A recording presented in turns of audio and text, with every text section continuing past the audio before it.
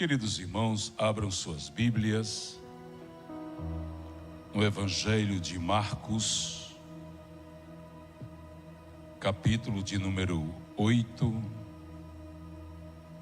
Evangelho de Marcos, capítulo de número 8. Culto festivo, culto de Santa Ceia, a Santa Ceia do Senhor. Marcos, capítulo 8, a partir do versículo de número 27. Glórias a Deus. Evangelho de Marcos, capítulo 8, a partir do versículo 27, a palavra santa diz: E saiu Jesus e os seus discípulos para as aldeias de Cesareia de Filipe, e no caminho perguntou a seus discípulos, dizendo: Quem dizem os homens que eu sou? E eles responderam: João Batista, e outros Elias, mas outros dizem um dos profetas. E ele lhes disse: Mas vós, que dizeis que eu sou? E respondendo Pedro, disse-lhes: Tu és o Cristo. E admoestando-os para que a ninguém dissessem aquilo dele, começou a ensinar-lhes que importava que o Filho do Homem padecesse muito e que fosse rejeitado pelos anciões, pelos príncipes dos sacerdotes, pelos escribas, que fosse morto, mas que depois de 3 dias ressuscitaria. Você pode dizer glória a Deus por essa palavra? Irmãos, eu estou lendo esse livro. Esse livro é um livro do pastor norte-americano Charles Schindel. Esse livro chama-se Jesus, o Maior de Todos. E nesse livro, o pastor Charles, ele mandou fazer uma pesquisa no Texas, onde ele vive hoje, aos 90 anos de idade.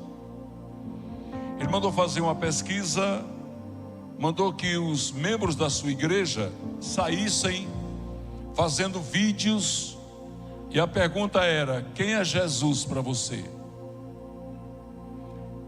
E depois colocou todas as respostas em uma sala para mostrar para a igreja qual era a visão das pessoas que estavam lá fora.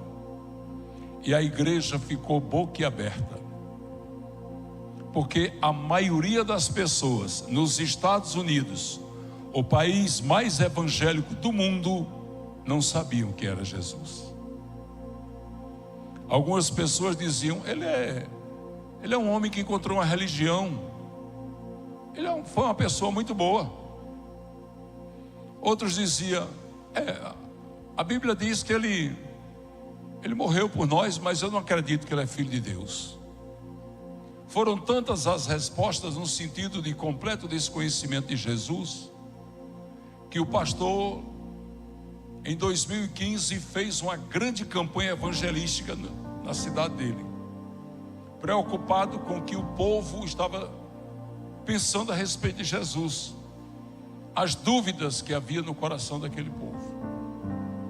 E se eu disser a vocês que o Brasil é um país muito cristão, graças a Deus, mas que no nosso país tem pessoas que não conhecem Jesus, eu não estou falando conhecer na intimidade, não sabem quem ele é. Pessoas que ouvem falar, até pessoas que estão dentro das igrejas que não conhecem Jesus. Como assim, pastor? Porque tem gente que tem Jesus como um milagreiro. Ele só procura Jesus para receber milagre. Tem gente que tem Jesus como um abençoador, só procura Jesus para ser abençoado. Tem pessoas que têm Jesus que só é chamado nas orações em momentos de dificuldade, de crise, de luta, de dor. Tem pessoas que não conhecem o Jesus da cruz. Eu ouvi falar, é aquele que morreu pregado na cruz, mas ele está dentro da igreja, mas ele não tem intimidade suficiente, ele ou ela, para perceber a profundidade do sacrifício da cruz. E essa preocupação aqui nessa passagem bíblica de Jesus já naquela época. E olhe que aqui já tinham se passado mais de 2 anos do ministério de Jesus. O ministério de Jesus foi de 3 anos e meio. E já tinha passado mais de 2 anos. Ele tinha feito muitos milagres, tinha ressuscitado pessoas, tinha caminhado sobre os mares, tinha feito coisas tremendas. Mas ainda existia pessoas que não conheciam ele, até os discípulos que andavam com ele. É tanto que ele diz: e vocês dizem quem sou eu? E você veja que os discípulos ficaram em dúvidas. Uns dizem que o Senhor é Elias, outros dizem que o Senhor é um dos profetas. Mas vocês dizem que eu sou o quê? Só Pedro disse: tu és o Cristo, o Filho de Deus, feito homem. Por que que Pedro foi o único que disse isso? Porque Deus revelou a ele. Jesus disse: Pedro, não foi tu, mas meu Pai te revelou quem eu sou. Então Jesus, para nós conhecermos Ele, nós precisamos conhecer o Pai. O Pai amoroso que nos deu Ele para o sacrifício do Calvário, para o sacrifício do perdão, para resgatar a nós e nos levar para a presença dEle, para nos salvar. Quantas pessoas não tem hoje nas igrejas neopentecostais achando que compra Jesus? Tem ou não tem? Campanha de R$1.000, alguns até fazendo sacrifício de tolo, achando que isso vai mover o coração de Deus. Como é que você vai mover o coração de Deus com dinheiro se Ele é o dono da prata e do ouro? Ele vai se sentir insultado. Mas tem pessoas que acreditam que essa é a maneira de mover Deus em prol e em benefício próprio. Então essa pessoa não conhece Jesus. Ela pode até saber quem Ele é, mas ela não tem intimidade com Ele. Ela não tem um relacionamento com Deus. E o que é que nos faz mais próximos de Deus? Jesus disse isso em Mateus 22:29. Errais por não conhecer as Escrituras nem o poder de Deus. Quando conhecemos as Escrituras, quando lemos a Bíblia, quando procuramos aprender de Deus, aí passamos a conhecer Ele melhor. Porque, irmãos, uma pessoa hoje farisaica, ela conhece Deus? Uma pessoa hoje religiosa, ela não conhece Deus.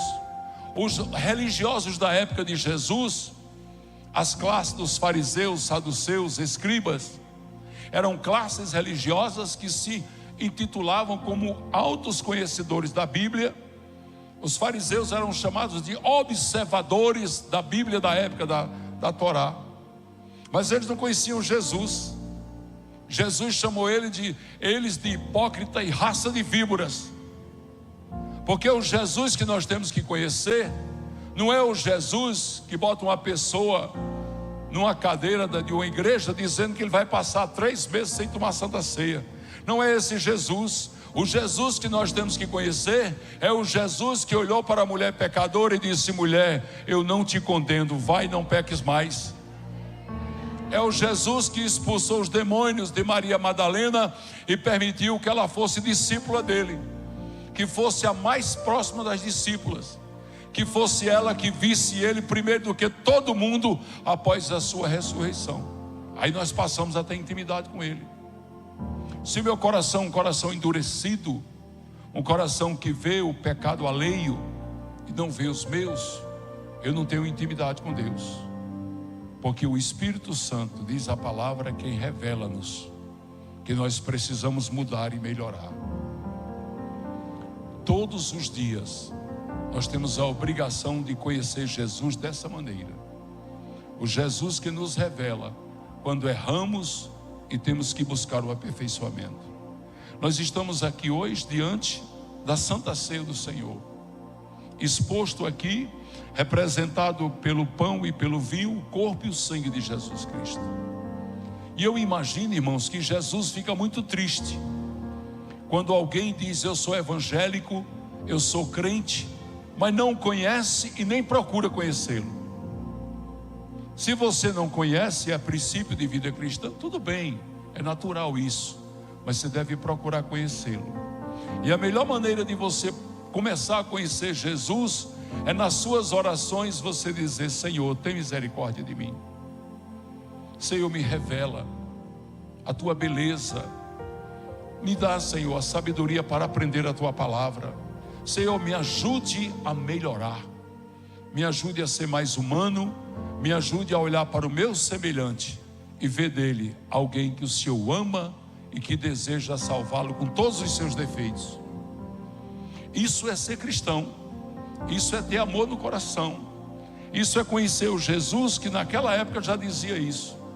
Você sabe que eu tive uma ideia, vou até falar isso para a equipe de mídia nossa, viu, Adriano? Eu vou pedir a vocês para fazer umas matérias aqui em Mossoró. Uma matéria feita no shopping, uma matéria feita na cidade, para a gente colocar na Rádio TV Pão da Vida, perguntando às pessoas: você sabe quem é Jesus? E deixar elas dizer o que elas quiserem. Para a gente ver, pesquisar aí umas 15, 20 pessoas, para a gente ter uma ideia o que pensa a população moçoroense de Jesus, com tantas igrejas na cidade, com tantas igrejas evangélicas, com tantas igrejas católicas, porque os católicos, se eles têm o viés da idolatria, mas eles também são cristãos. Às vezes nós olhamos o católico achando que ele está condenado, e não é assim que devemos ver. Nós temos que olhar para ele e ver que ele é cristão. Ele tem lá suas imagens porque foi ensinado daquela maneira, como eu fui quando criança. Fui adorador de imagem muito tempo. Mas por quê? Porque eu não conhecia a verdade que me libertou. Então o que é que ele precisa? Conhecer a verdade. Como é que ele vai conhecer a verdade? Através do amor de Cristo expresso por nós. Nós não podemos declarar guerra aos católicos, de maneira nenhuma. Eles são nossos irmãos em Cristo. Os samaritanos na época era assim. Os irmãos que estão aqui, que foram comigo para Israel, visitaram o Monte Gerizim, o Monte das Bem-aventuranças, e lá tem uma cidade na subida do monte que é só samaritanos, só o povo samaritano.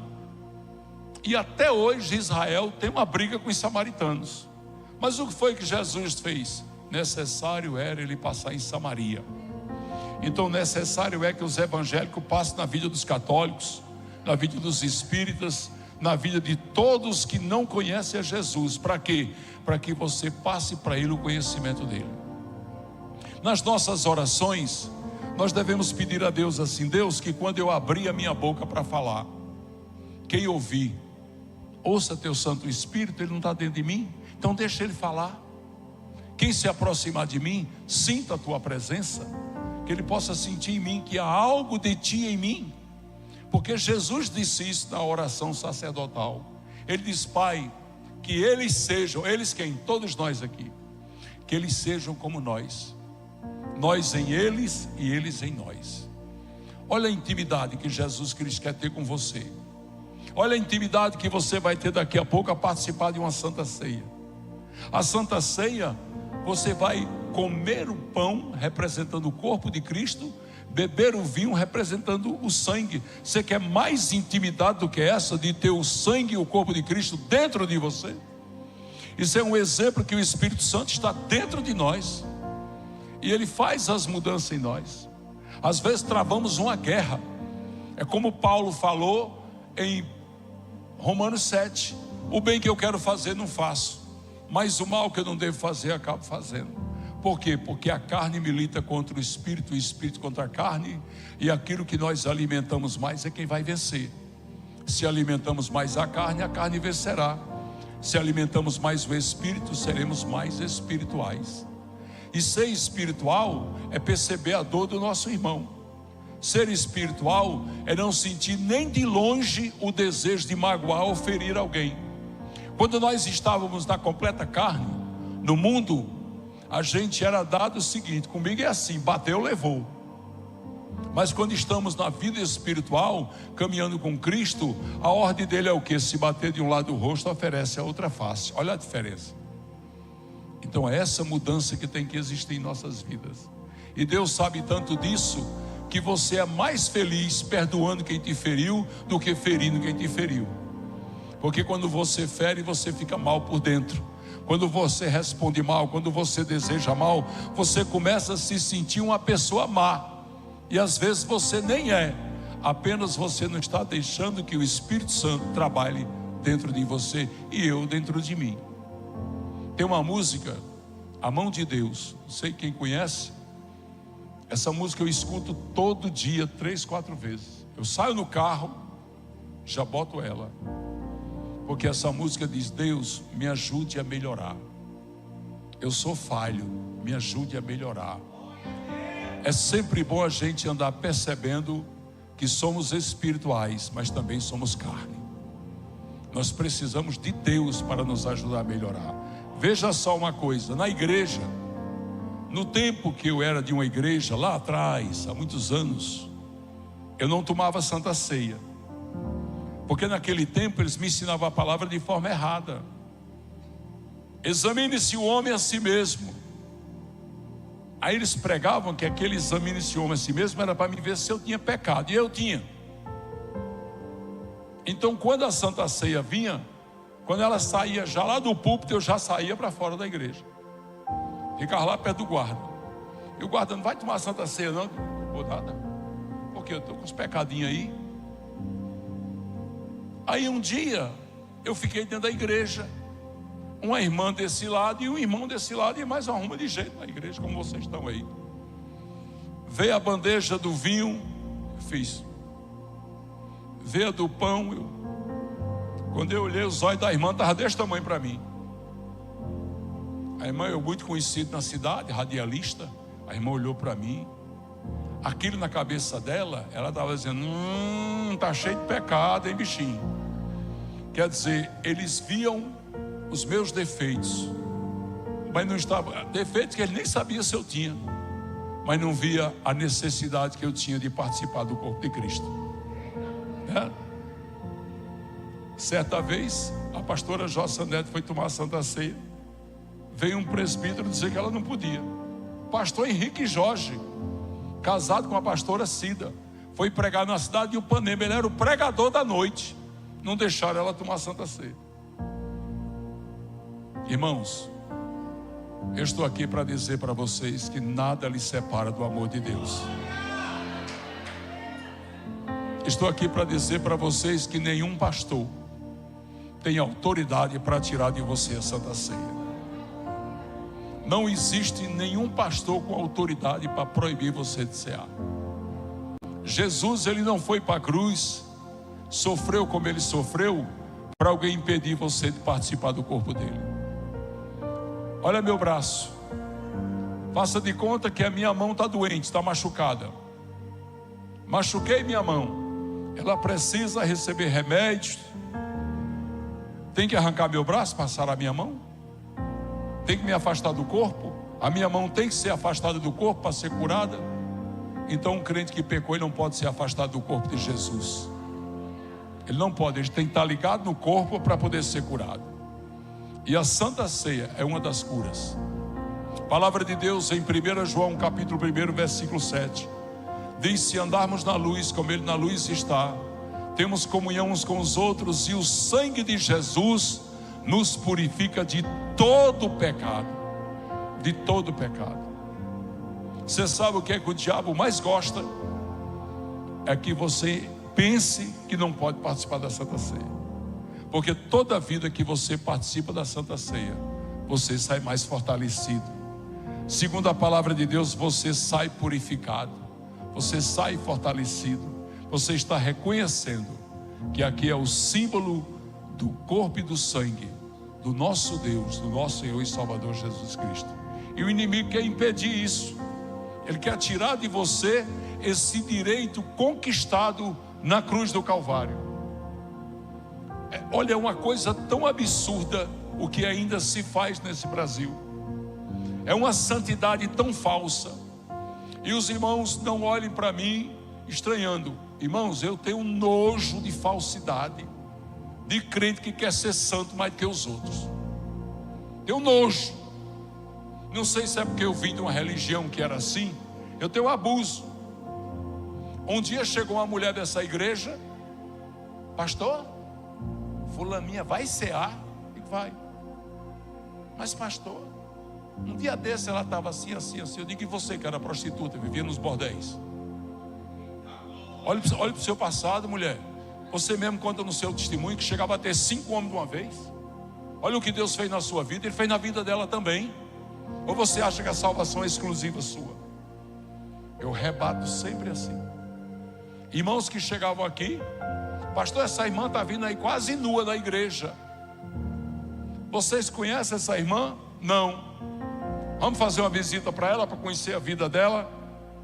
Foram lá perto de Antônio Domingos, lá na saída para Fortaleza. A irmã morava numa casinha por trás de Antônio Domingos. Peguei R$200, tome.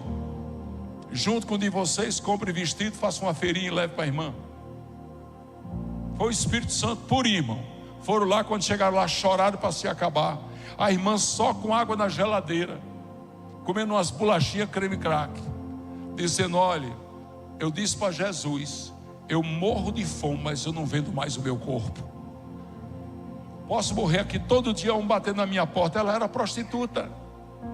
Sabe onde é que essa irmã está hoje? Casada lá em Parnamirim. Crente ela e crente o marido. Então o Deus de Maria Madalena é o nosso Deus. O Deus que nos perdoa. Jesus Cristo olhava para os pecadores e tinha misericórdia, tinha dó deles. Mas dos religiosos falsos da época, ele chamava raça de víbora, mentirosos.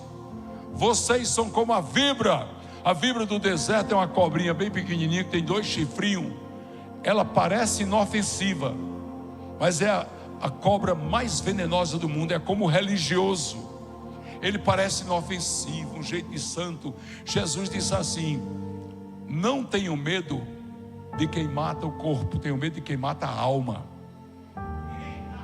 Então religiosos falsos matam a alma, são assassinos de profeta.